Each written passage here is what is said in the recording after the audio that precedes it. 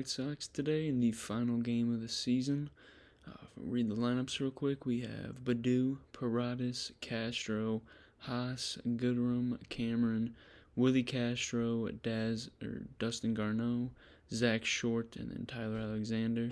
So we have no Miggy today, and we also have no Scope.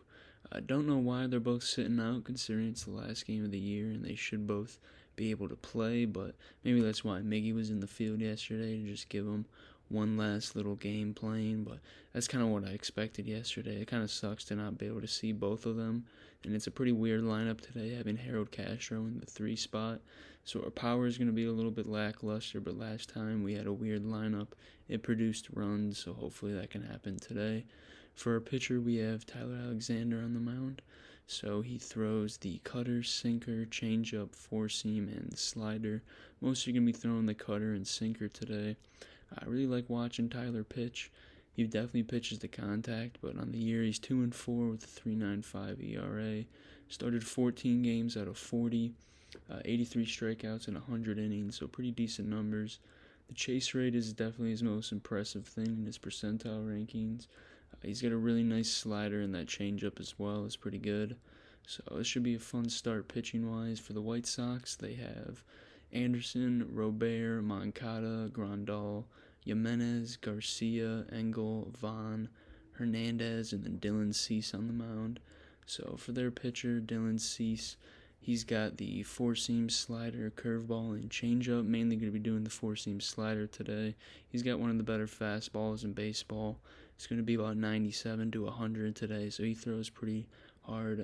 For the percentile rankings, some impressive things. Definitely that fastball spin.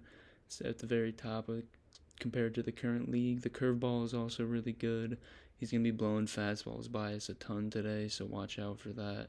He's a really good pitcher. On the year, he's 13-7 with a 3.95 ERA. 161 innings with 221 strikeouts, so almost 2 strikeouts an inning. And the guy's really good. For being drafted in the 6th round, it's pretty impressive. So for some predictions for our line, first one I'll make is for Garneau. I feel like this is the last game of the season. He's got to really prove himself and make sure he has a spot as backup catcher next year in the roster, so I'm expecting a big game from him.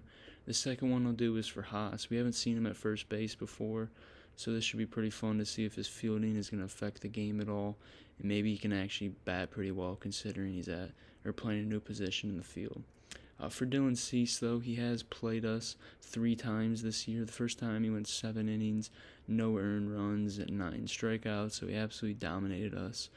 The next 2 times, he went 7 innings, no earned runs, 10 strikeouts. So there's 14 scoreless innings against us with 19 strikeouts.